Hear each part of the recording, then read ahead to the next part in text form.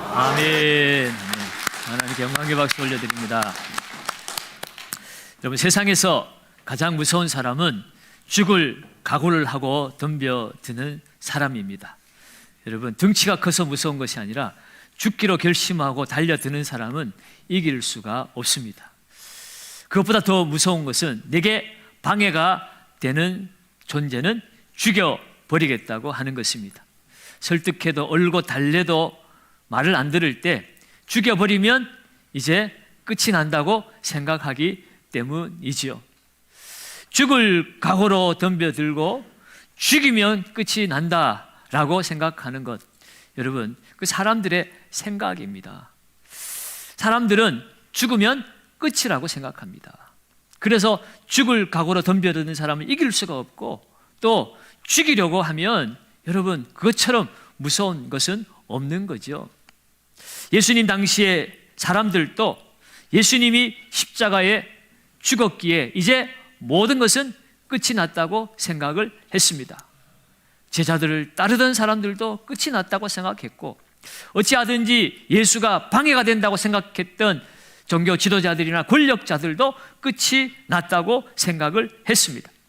그래서 예수님을 따르던 제자들은 두려워 떨고 있었습니다. 오늘 본문 19절에도 보면 이날 곧 안식 후 첫날 저녁 때에 제자들이 유대인들을 뭐하여요? 두려워하여 모인 곳에 문들을 닫았더니라고 말하고 있지요. 여러분, 예수님이 죽으셨습니다. 3일 만에 그러나 부활하셨습니다. 예수님은 말씀하시던 대로, 약속대로 부활하셨습니다. 그 예수님의 부활을 이른 새벽에 마리아가 만났지요. 목격을 했습니다. 천사의 말을 들었고 예수님의 평안하냐라는 말씀도 들었습니다. 그리고 제자들에게 알려주라고 해서 그 제자들에게 알렸더니 베드로와 요한이 그 무덤가로 달려와서 무덤이 비어있는 것을 확인했습니다. 그리고 나서 이제 하루가 저물어가는 저녁 때가 되었습니다. 정황상으로는 예수님이 말씀하신 대로 부활한 것 같다. 마리아가 보았다고 했다. 실제로 무덤도 비어있는 것 같다. 그렇지만 정말 죽었는데 살아날 수 있을까? 죽으면 끝인데 그것이 인간의 상식이고 그렇게 되어야 한다는 것은 누구나 다 알고 있는 사실입니다. 그러다 보니 베드로와 요한은 마리아의 말을 들었어도 무덤을 보았어도 그들은 이 두려움을 떨칠 수가 없었습니다.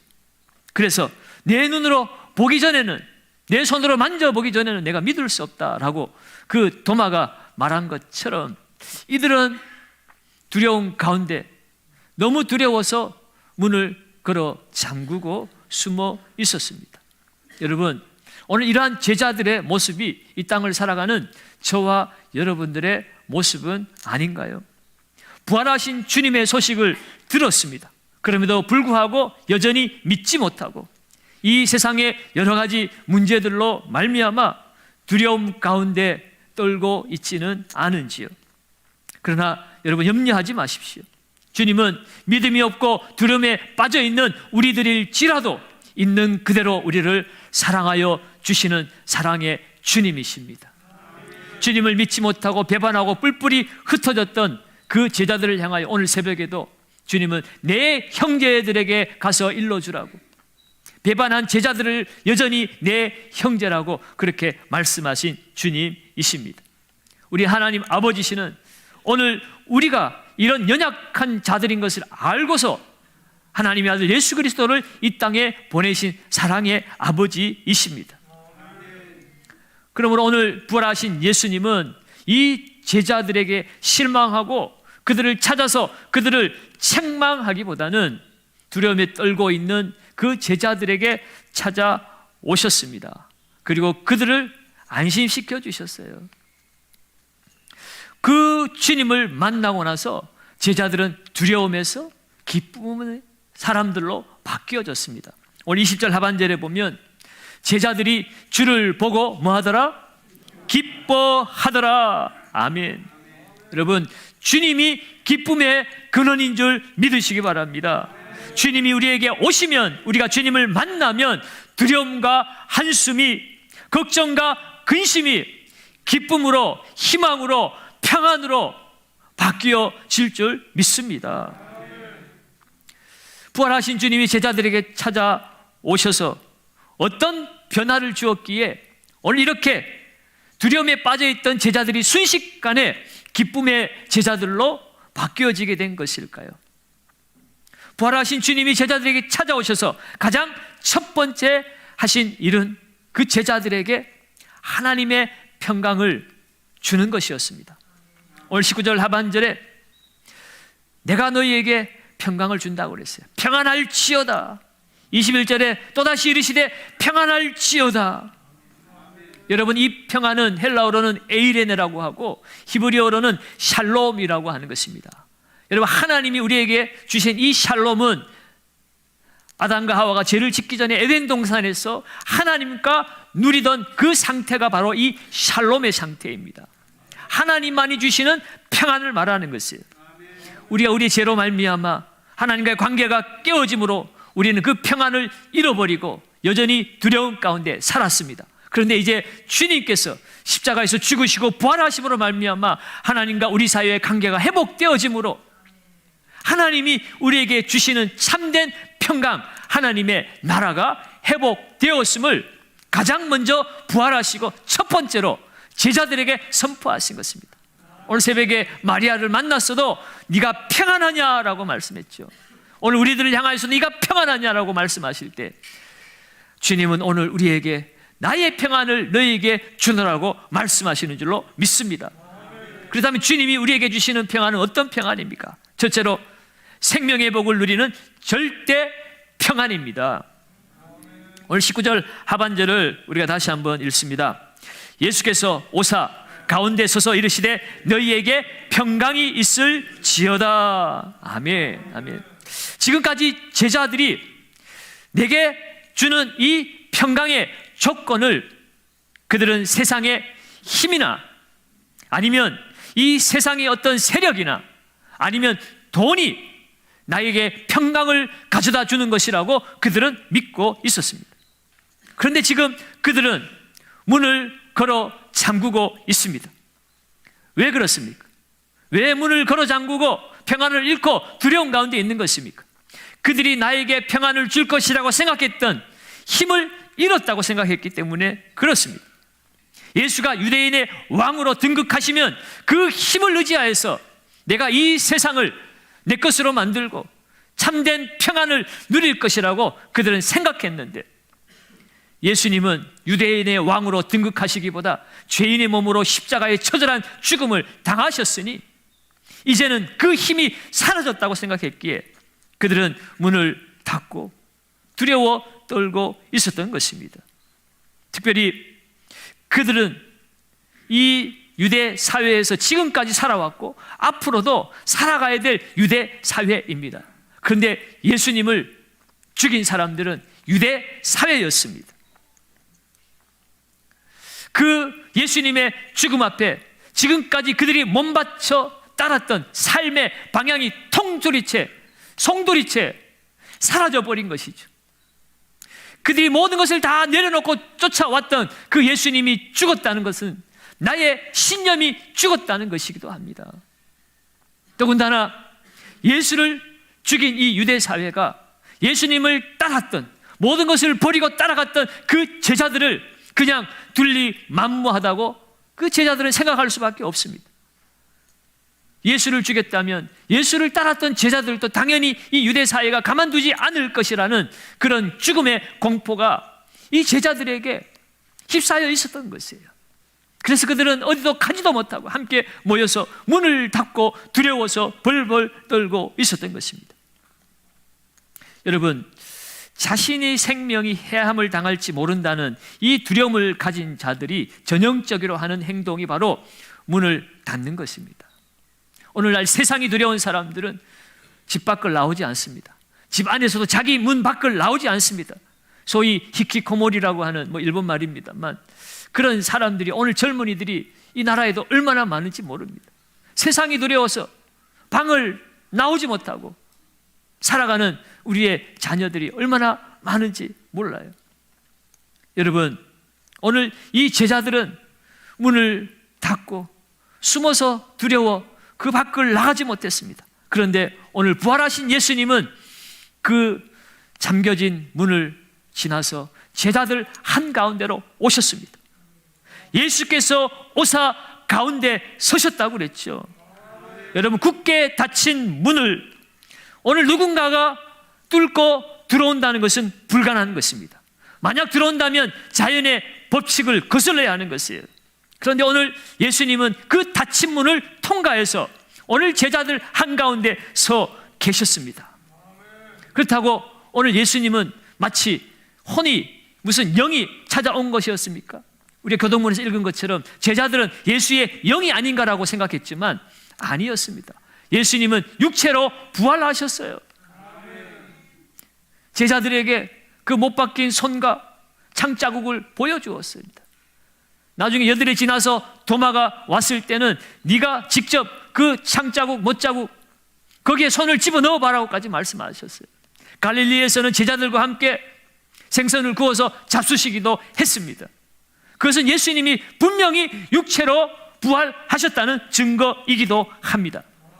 그러나 예수의 부활은 지금 이 땅을 살아가는 우리들의 이 연약하고 부족하고 불완전한 육체가 아니라 이 세상과는 어울리지 않는 하나님의 나라에 어울리는 영광스러운 부활체인 줄로 믿습니다.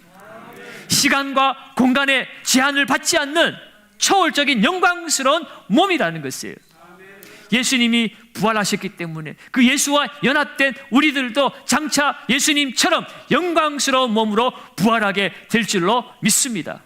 시간과 공간에 매여 살아가는 우리들이 아니라 그 시공을 초월한 하나님의 나라에 어울리는 그러한 영광스러운 부활이 우리를 기다리고 있다는 것이에요. 그래서 주님은 그 자리에서 제자들에게 선포하신 것이에요. 이르시되 너희에게 평강이 있을지어다. 두 번씩이나 21절에도 너희에게 평강이 있을지어다라고 말씀했어요. 여러분, 이 평강은 이 세상을 초월하신 부활하신 하나님의 아들이 주실 수 있는 평강이었습니다. 여러분, 이것은 세상에서 말하는 평강이 아니에요.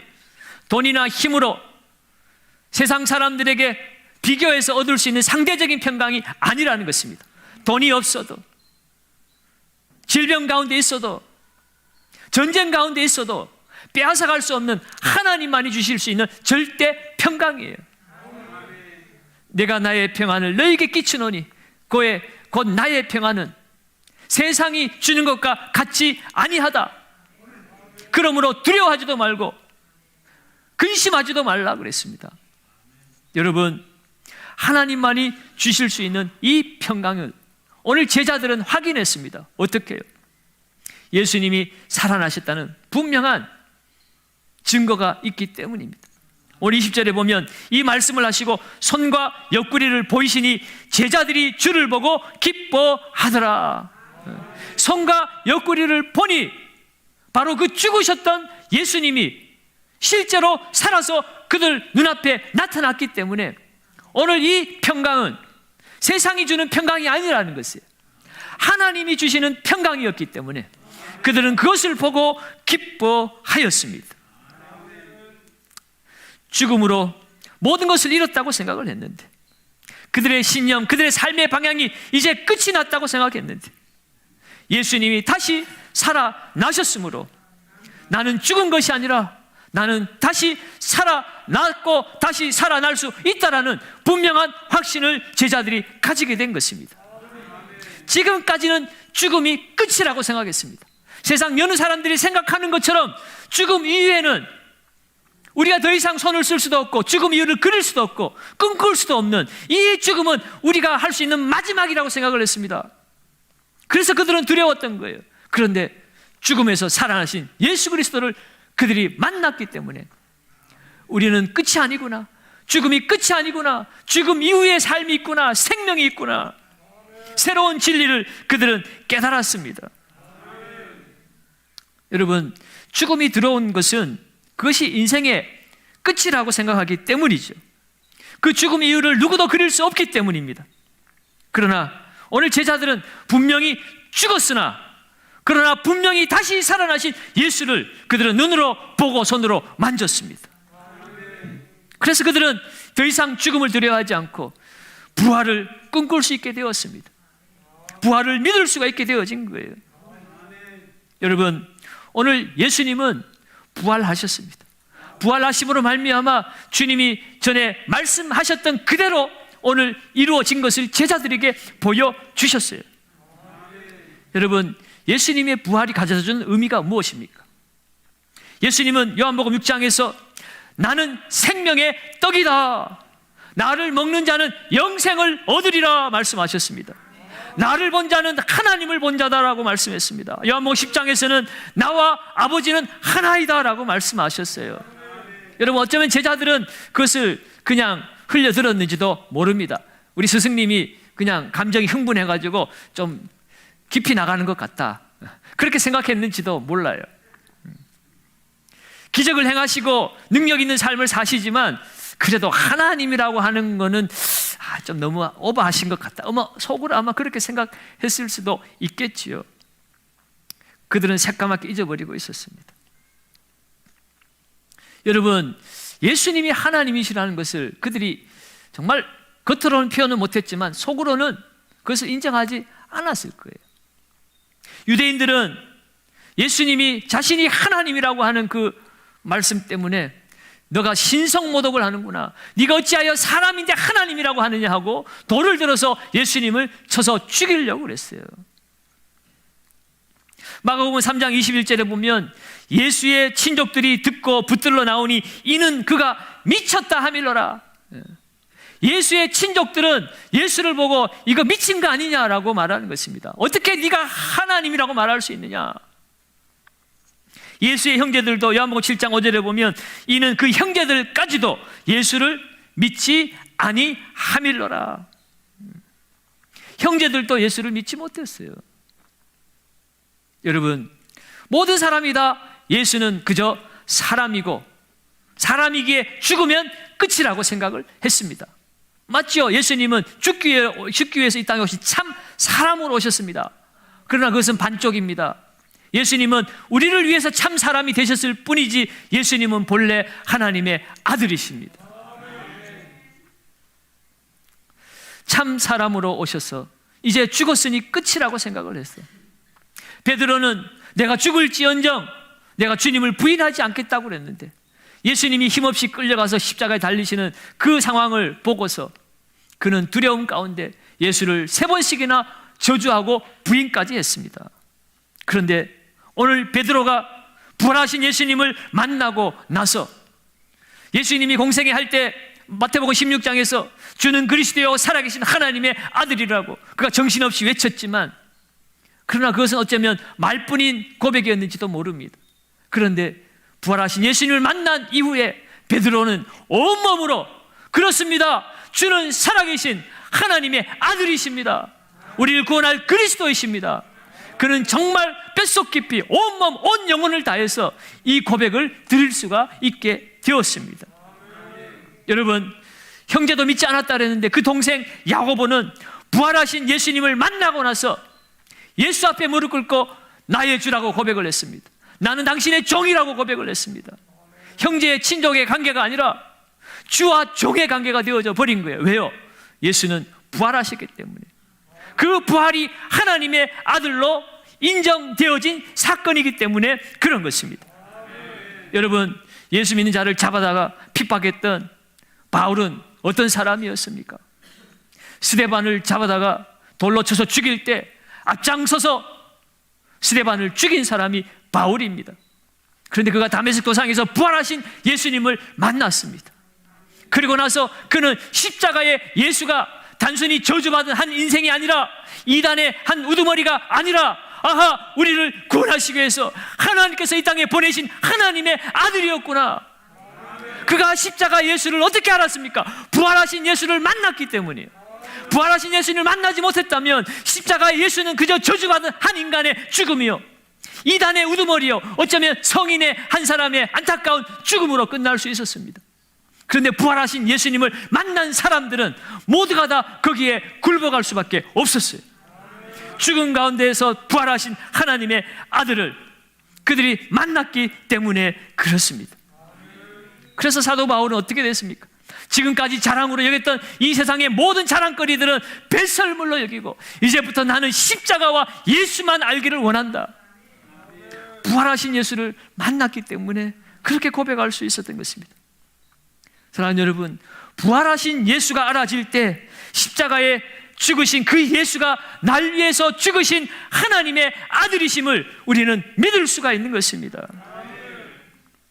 십자가의 그 대속 사건, 예수가 부활하심으로 말미암아 이것은 분명한 하나님의 역사로 말미암아 이루어진 것이기에 내 모든 죄를 깨끗게 하실 수 있는 그러한 십자가의 힘을 우리는 믿을 수가 있는 거예요.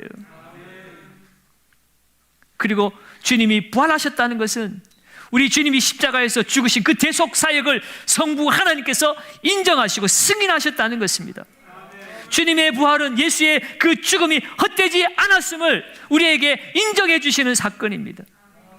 그리고 주님의 부활은 예수 믿는 모든 자가 죄사함을 받았다는 사실을 분명하게 우리에게 확신시켜 주시는 사건입니다. 그러면 여러분, 부활의 관점으로 십자가를 바라보는 것이 얼마나 중요한지 모릅니다.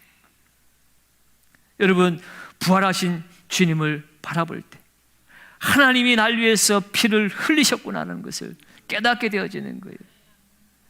여러분, 사람이 다른 사람을 위해서 피를 흘리는 것도 쉽지 않은데 하나님이 나를 위해서 피를 흘리셨다는 거, 이건 있을 수 없는 일이 일어난 거예요. 그만큼 하나님 앞에 우리가 얼마나 소중한 존재인가를 부활하신 예수님을 통해 십자가를 깨닫고 그 십자가와 부활이 깨달아진 자는 세상을 이기는, 세상이 감당치 못하는 승리의 하나님의 자녀의 삶을 살 수가 있는 것입니다. 여러분, 주님은 지금도 살아계셔서 오늘 나와 함께 해 주시는 줄로 믿습니다. 오늘도 너희가 평안하냐라고 우리에게 샬롬으로 우리를 맞아 주십니다. 주님이 주신 부활하신 주님의 그 절대 평강을 오늘도 누리며 나아가시는 저와 여러분들 되시기를 주의 이름으로 축원합니다. 두 번째로는 이 샬롬을 누리는 자에게는 샬롬을 전하는 사명이 있다는 것입니다. 우리 21절을 우리 같이 한번 읽어봅니다. 21절입니다. 아버지께서 나를 보내신 것 같이 나도 너희를 보내노라. 아멘. 아버지께서 나를 보내신 것 같이 나도 너희를 보내노라. 숨어있는 제자들, 두려워 떨던 그 제자들에게 평강을 주신 주님은 이제 그들의 사명을 확인시켜 주십니다. 세상을 두려워 문을 걸어 잠그고 있는 그들에게 이제 문을 활짝 열고 세상으로 나아가라는 것입니다. 아버지가 나를 이 세상에 보낸 것 같이 나도 너희를 세상에 보낸다고 말씀하고 있습니다. 여러분, 세상에 나아가서 사는 것이 그리스도인의 삶인 줄로 믿습니다.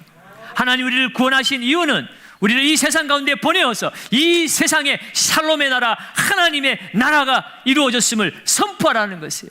예수 부활의 증인이 되라는 것입니다. 요한복음 17장은 대제사장의 기도입니다. 제자들을 위해서 이 땅에 믿는 예수 믿는 성도들을 위해서 주님께서 중보자로서 기도하신 기도의 내용인데 그 17장 15절에 보면 예수님이 이렇게 기도하십니다.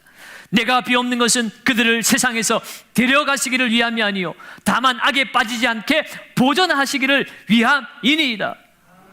주님은 그들을 이제 저 산속으로 데려가서 그들만 살게 하려고 하는 것이 아니고, 예수 믿었으니 당장 하늘로 데려가는 것이 하나님의 뜻이 아니고, 이 세상에 죽어가는 영혼들에게 복음을 전하게 하시고 그 험한 세상 살아갈지라도 하나님이 함께 하셔서 그들을 지키시고 그들을 악에서 보존하시고 그들을 시험 가운데 건지시게 하시기 위해서 지금도 주님은 우리를 위해서 간구하고 계신 줄로 믿습니다.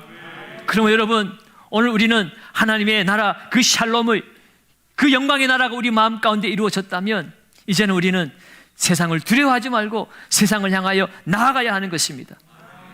세상에 나아가서 복음을 전하며 하나님 나라를 세워갈 수 있는 특허를, 면허를 우리는 받은 사람들입니다. 여러분, 운전면허 따놓고 그 장롱 속에 꼭꼭 숨겨두고 나는 사고 한 번 안 냈어 라고 말하는 사람들이 있죠. 여러분, 그게 자랑입니까? 운전면허 숨겨놓고 나 사고 한 번 안 냈다고 하는 것은 말도 안 되는 일입니다. 여러분, 우리는 세상에 나아가서 넘어질 수 있습니다. 실패할 수 있습니다. 우리가 넘어질 수 있으나 엎드러지지 아니하면 주께서 그 손으로 붙드심이라고 그랬어요, 여러분. 주님이 우리와 함께 하시기 때문에, 부활하신 주님이 우리와 함께 하시기 때문에 우리 안에 이루어진 이 샬롬의 나라를 우리는 이 세상 가운데 나아가서 그것을 전해야 하는 것입니다. 그리고 예수가 부활하셨다, 예수가 소망이다, 예수가 능력이고 예수가 구원임을 우리는 이 세상 가운데 외쳐야 하는 줄로 믿습니다. 그러기 위해서는요, 세 번째로 샬롬의 나라는 성령의 사람을 통해서 이루어짐을 알아야 합니다. 그 말은 이 세상에 나가서 우리가 승리하는 삶을 살 때 하나님의 도우심을 받아야 한다는 것입니다. 어떻게 해요? 오늘 본문 22절 말씀을 읽습니다. 22절입니다. 이 말씀을 하시고 그들을 향하여 숨을 내쉬며 이르시되 성령을 받으라. 아멘. 세상에 보내시면서 주님은 동시에 말씀하십니다. 성령을 받으라. 여러분, 이 세상에서 우리가 사명 감당하기 위해서는 성령과 동행해야 하는 것입니다. 성령은 예수의 영이십니다. 성령은 인격을 가지신 하나님이십니다. 성령의 또 다른 이름은 보혜사시죠. 예수님이 보혜사로서 우리를 돕는 자로서 이 땅 가운데 함께 하셨던 것처럼 예수님은 우리를 떠나가지 않습니다. 성령을 통하여 우리를 도와주십니다. 옆에서 도와주시는 분, 파라클레이토스, 그것이 보혜사의 의미입니다. 성령은 지금도 우리 옆에서 우리를 도와주시고 우리를 보호하시고 우리를 인도하시고 우리를 가르쳐 주시고 악에서 우리를 변호해 주시고 우리를 승리할 수 있도록 능력으로 역사해 주시는 나의 하나님이 되시는 줄 믿습니다. 여러분, 초대교회 제자들이 이렇게 두려워 떨며 꼭꼭 숨어있던 자들이 세상에 나아가서 담대하게 복음을 전하고 순교를 당할 때도 그들은 예수님 때문에 내가 위협받고 고난받는 것을 영광으로 생각한다고 말할 수 있었던 이유가 어디에 있습니까? 무엇이 그들을 바꿔놓았습니까? 세상은 여전합니다. 여전히 유대인들은 살기등등합니다. 환경은 아무것도 바뀐 것이 없습니다. 그런데 제자들이 바뀌었습니다. 어떻게 해요? 성령 충만함으로, 성령 받았기 때문입니다. 초대교회 무슨 건물이 있었습니까? 제대로 된 조직이 있었습니까? 돈이 있었습니까? 아무것도 없었지만 그들에게는 성령이 있었습니다. 성령의 충만함을 받고 그들은 세상을 뒤집어 놓았던 것입니다. 그러면 여러분, 오늘 우리는 성령 충만을 받아야 합니다. 성령 받으면 아픔을 오히려 기쁨으로 여길 수가 있습니다. 여러분, 성령을 무슨 세상적인 복으로만 제한하지 마십시오. 성령은 세상이나 환경을 바꾸는 것 이전에 나를 바꾸는 것입니다. 걱정, 근심, 고난 앞에서도 즐거워하고 기뻐할 수 있는 능력이 성령 충만한 자에게 주어지는 거예요.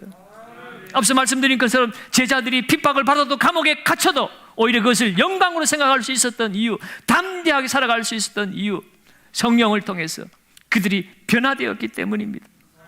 지금 이후에 주어질 하나님의 영광의 나라, 영생에 대한 분명한 확신이 있었기 때문입니다.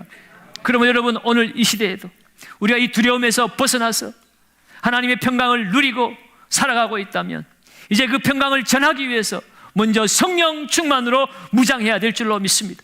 성령이 너에게 임하시면 너희가 권능을 받고 오라고 그랬어요. 성령의 능력으로 우리는 이 세상을 살아내야 하는 것입니다. 성령의 능력은 부활하신 예수 그리스도를 만난 자에게 주어지는 것입니다. 부활하신 예수를 믿는 자에게 성령의 충만함이 허락되어지는 것입니다. 사랑하는 여러분, 예수님은 부활하셨습니다. 오늘 제자들에게 그 손에 못자국, 허리에 창자국을 보여주셨습니다.